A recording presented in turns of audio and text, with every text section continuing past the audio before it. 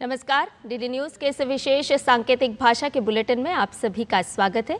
आपके साथ मैं हूं संध्या शर्मा और मेरे साथ हैं मेरे सहयोगी शरद मुद्गल। आइए बुलेटिन की शुरुआत करते हैं हेडलाइंस के साथ। भारत और पाकिस्तान सीमा पर सतर्कता के स्तर को कम करने के लिए विश्वास बहाली के उपाय जारी रखने पर हुए सहमत। दोनों देश डीजीएमओ स्तर पर हुई सहमति को आगे बढ़ाने पर राजी।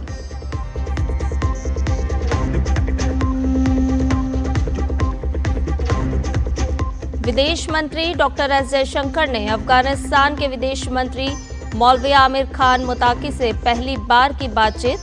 पहलगाम आतंकी हमले की निंदा के लिए जताया आभार।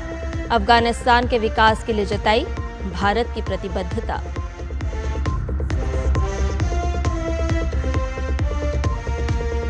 रक्षा मंत्री राजनाथ सिंह आज वायुसेना के भुज एयरबेस का करेंगे दौरा। एयरबेस पर सैनिकों से करेंगे मुलाकात। ऑपरेशन सिंदूर के शौर्य, पराक्रम और सेना की सफलता का जश्न मनाने के लिए देश भर में तिरंगा यात्रा जारी।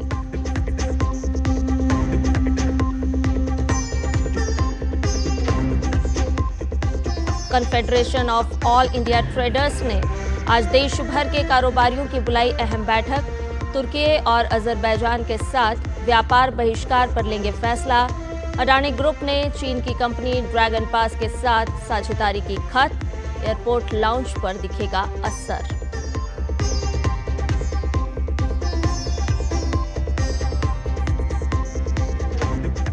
भगोड़े हीरा कारोबारी नीरव मोदी को फिर झटका। लंदन की अदालत ने 10वीं बार जमानत अर्जी की खारिज। सीबीआई ने आरोपी की दलीलों का किया विरोध।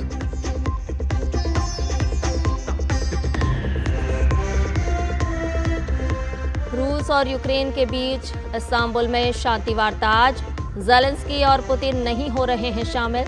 अमेरिकी विदेश मंत्री ने कहा, यूक्रेन शांति के लिए सीधी ट्रंप पुतिन वार्ता ही एकमात्र रास्ता।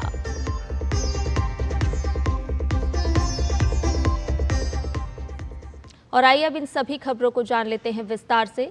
भारत और पाकिस्तान ने सीमा सतर्कता के स्तर को कम करने के लिए विश्वास बहाली के उपाय जारी रखने पर सहमति जताई है। दोनों देशों के सैन्य संचालन महानिदेशकों डीजीएमओ के बीच 10 मई को हुई वार्ता के बाद दोनों पक्ष सीमा सतर्कता के स्तर को घटाने के उपाय जारी रखने पर राजी हैं। ये निर्णय दोनों पक्षों के बीच विश्वास निर्माण को बढ़ावा देने की दिशा में उठाया गया महत्वपूर्ण कदम है। 10 मई को भारतीय और पाकिस्तानी सेना के डीजीएमओ के बीच एक महत्वपूर्ण बैठक हुई थी, जिसमें दोनों पक्षों ने सीमा पर सैन्य गतिविधियों को नियंत्रित करने के उपायों पर चर्चा की थी। भारतीय सेना द्वारा जारी किए गए बयान में कहा गया था कि दोनों देशों ने विश्वास निर्माण उपायों को जारी रखने का निर्णय लिया था। 12 मई को भी डीजीएमओ स्तर की बातचीत हुई थी, जिसमें सैन्य कार्रवाई रोक समझौते को कायम रखने पर चर्चा की गई। भारतीय सेना और सरकार ने हमेशा ये स्पष्ट किया है कि भारत अपनी राष्ट्रीय सुरक्षा को सर्वोपरि मानता है, लेकिन शांति बनाए रखने के लिए हर संभव प्रयास करेगा। भारतीय सेना की ओर से ये भी कहा गया कि सीमा सतर्कता के स्तर को कम करने के लिए दोनों देशों को सहमति की जरूरत है और इस दिशा में किए गए कदम काफी अहम हैं। ये सहमति भारत और पाकिस्तान के बीच सैन्य सहयोग और बातचीत के नए रास्ते खोलेगी, जिससे भविष्य में सीमा पर शांति बनी रहे। हालांकि इस दौरान किसी भी तरह के उल्लंघन को लेकर भारतीय सेना सतर्क है।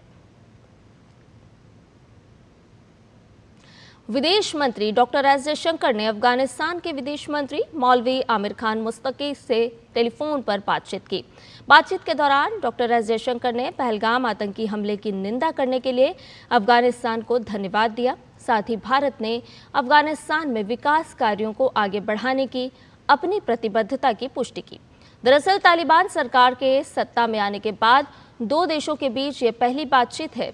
इस दौरान विदेश मंत्री डॉक्टर एस जयशंकर ने अफगान विदेश मंत्री मुताकी के साथ व्यापार, चाबहार बंदरगाह और अफगान व्यापारियों और मरीजों के लिए वीज़ा सुविधा पर भी बातचीत की। दोनों देशों के बीच संबंधों पर प्रकाश डालते हुए एस जयशंकर ने कहा कि विपरीत परिस्थितियों में अफगान के लोग भारत के साथ खड़े हैं। ऑपरेशन सिंदूर की सफलता के बाद आज रक्षा मंत्री राजनाथ सिंह गुजरात के भुज एयरबेस का दौरा करेंगे। इस दौरान वो जवानों से मुलाकात कर भारतीय सशस्त्र बलों की तैयारियों का मूल्यांकन करेंगे और मजबूत किए गए सुरक्षा उपायों की प्रभावशीलता की जांच करेंगे। सैन्य तनाव के बीच पाकिस्तानी सेना ने ड्रोन के जरिए भुज को निशाना बनाने की कोशिश की थी। हालांकि सुरक्षा बलों ने एयर डिफेंस सिस्टम की मदद से पाकिस्तान के लगातार हमलों को सफलतापूर्वक विफल कर दिया था। भुज रुद्र माता वायुसेना स्टेशन भुज में स्थित भारतीय वायुसेना का एक प्रमुख संस्थान है। ये स्टेशन नागरिक भुज हवाई अड्डे के साथ अपना रनवे साझा करता है और दक्षिण पश्चिमी वायु कमान के अधीन कार्य करता है। भुज वायुसेना स्टेशन, जिसमें 27 विंग हैं, भारत पाकिस्तान सीमा से निकटता के कारण हवाई रक्षा और निगरानी के लिए एक महत्वपूर्ण आधार है। रक्षा मंत्री राजनाथ सिंह ने पाकिस्तान को फिर आगाह करते हुए कहा कि आतंकवाद के खिलाफ भारत किसी भी हद तक जा सकता है। पहलगाम आतंकी हमले और ऑपरेशन सिंदूर के बाद पहली बार जम्मू कश्मीर पहुंचे रक्षा मंत्री सिंह ने कहा कि पाकिस्तान के एटमी हथियारों को इंटरनेशनल एटॉमिक एनर्जी एजेंसी यानी कि IAEA की निगरानी में लिया जाना चाहिए।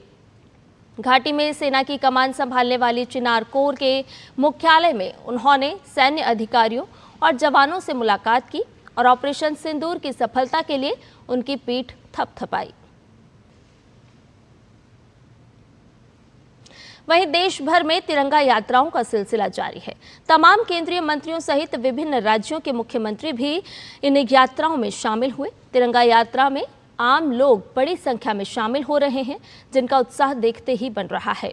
यात्राओं के माध्यम से ऑपरेशन सिंदूर की सफलता को देश के कोने कोने तक पहुंचाया जा रहा है, तो भारत के शौर्य की गाथा भी लोगों तक पहुंचाई जा रही है।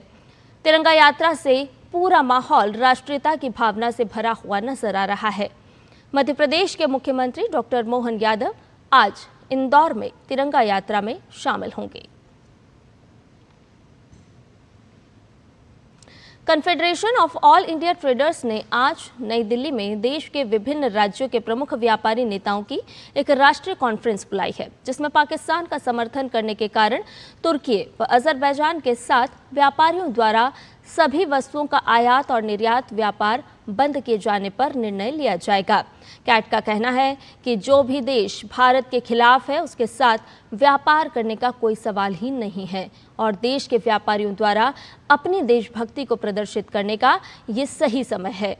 पूरे देश के साथ व्यापारी भी प्रधानमंत्री नरेंद्र मोदी के नेतृत्व में एकजुट होकर खड़े हैं। कॉन्फ्रेंस में भारत की सेनाओं के शौर्य एवं पराक्रम के प्रति आभार व्यक्त करने के लिए देश भर में तिरंगा यात्रा का आयोजन एवं ई-कॉमर्स कंपनियों द्वारा भारत के खुदरा व्यापार को नुकसान पहुंचाने के मामले में आगे आंदोलन को लेकर भी बड़े निर्णय लिए जाएंगे। मुंबई के छत्रपति शिवाजी महाराज एयरपोर्ट ने एक बयान जारी कर कहा कि अडानी एयरपोर्ट होल्डिंग्स ने चीनी डिजिटल एयरपोर्ट प्लेटफॉर्म ड्रैगन पास के साथ अपनी साझेदारी को तत्काल प्रभाव से समाप्त कर दिया है, जो एयरपोर्ट लाउंज तक पहुंच प्रदान करता था। ड्रैगन पास के ग्राहकों को अब अडानी द्वारा प्रबंधित एयरपोर्ट पर लाउंज तक पहुंच नहीं मिलेगी। भगोड़े हीरा कारोबारी नीरव मोदी की मुश्किल एक बार फिर बढ़ गई है। भगोड़े हीरा कारोबारी नीरव मोदी ने जमानत के लिए लंदन की एक अदालत में याचिका दाखिल की है। याचिका में नीरव ने अदालत से भारत प्रत्यर्पण तक उसे जमानत पर रिहा करने का अनुरोध किया है, लेकिन सीबीआई और हमारी जांच एजेंसियों के प्रयासों के कारण उसकी जमानत खारिज कर दी गई। भगोड़े नीरव मोदी भारत में पंजाब नेशनल बैंक के साथ करीब $2 अरब की बैंक धोखाधड़ी और मनी लॉन्ड्रिंग मामले के आरोपी हैं। रूस और यूक्रेन के बीच इस्तांबुल में शांति वार्ता आज होगी। यूक्रेन के राष्ट्रपति व्लादिमीर ज़ेलेंस्की इस्तांबुल में रूस के साथ शांति वार्ता में शामिल नहीं होंगे। ज़ेलेंस्की ने रक्षा मंत्री रुस्तेम उमेरोव के नेतृत्व में प्रतिनिधिमंडल भेजने का फैसला किया है। उन्होंने अंकारा में संवाद के लिए यूक्रेन की प्रतिबद्धता दोहराई, लेकिन रूस के इरादों पर संदेह प्रकट किया। ज़ेलेंस्की ने कहा कि मॉस्को के प्रतिनिधियों में निर्णय लेने वाले प्रमुख पदाधिकारी शामिल नहीं हैं। अमेरिकी विदेश मंत्री मार्को रूबियो और बहुप्रतीक्षित शांति वार्ता में शामिल नहीं होंगे। उन्होंने कहा कि जब तक अमेरिकी राष्ट्रपति डोनाल्ड ट्रंप और रूस के राष्ट्रपति व्लादिमीर पुतिन आमने सामने नहीं मिलते, तब तक किसी वास्तविक प्रगति की संभावना नहीं है। यूक्रेन के साथ सीधी बातचीत फिर शुरू करने के लिए रविवार को रूस के राष्ट्रपति व्लादिमीर पुतिन के प्रस्ताव के बाद इस्तांबुल वार्ता हो रही है, लेकिन बाद में रूस ने कहा था कि राष्ट्रपति पुतिन वार्ता में शामिल नहीं होंगे। इसके बजाय रूस राष्ट्रपति के सहयोगी व्लादिमीर मेंडेस्को को भेजेगा। इस्तांबुल बैठक 2022 में यूक्रेन और रूस के बीच संघर्ष शुरू होने के बाद पहली सीधी वार्ता है। और जैवलिन थ्रोअर नीरज चोपड़ा आज दोहा डायमंड लीग में हिस्सा लेंगे। ये इवेंट भारतीय समय के अनुसार आज रात 10 बजे शुरू होगा। साल 2025 में ये नीरज का पहला बड़ा इवेंट है। नीरज के प्रतिद्वंदियों में पूर्व विश्व चैंपियन एंडरसन पीटर्स, चेक रिपब्लिक के याकूब वेटलेज, केन्या के जूलियस येगो और जर्मनी के जूलियन वेबर शामिल रहेंगे। वहीं भारत के किशोर जेना भी चोट से उबरने के बाद इस इवेंट में वापसी करने जा रहे हैं। इस इवेंट के साथ ही नीरज की नए कोच, चेक रिपब्लिक के पूर्व दिग्गज जैवलिन थ्रोअर यान ज़ेलेंस्की के साथ नई साझेदारी भी शुरू होगी। देखना होगा कि ज़ेलेंस्की के साथ जुड़ने का नीरज चोपड़ा के प्रदर्शन पर क्या असर पड़ता है। नीरज टोक्यो ओलंपिक के बाद से किसी भी इवेंट में शीर्ष 2 में शामिल रहे हैं। अब उनकी नज़र 90 मीटर का बैरियर तोड़ने पर भी रहेगी, जो नीरज के लिए सबसे बड़ी चुनौती है। और इसके साथ ही हमारे इस विशेष सांकेतिक भाषा के बुलेटिन में फिलहाल इतना ही। मुझे और मेरे सहयोगी शरद मुदगल को दीजिए इजाजत। नमस्कार।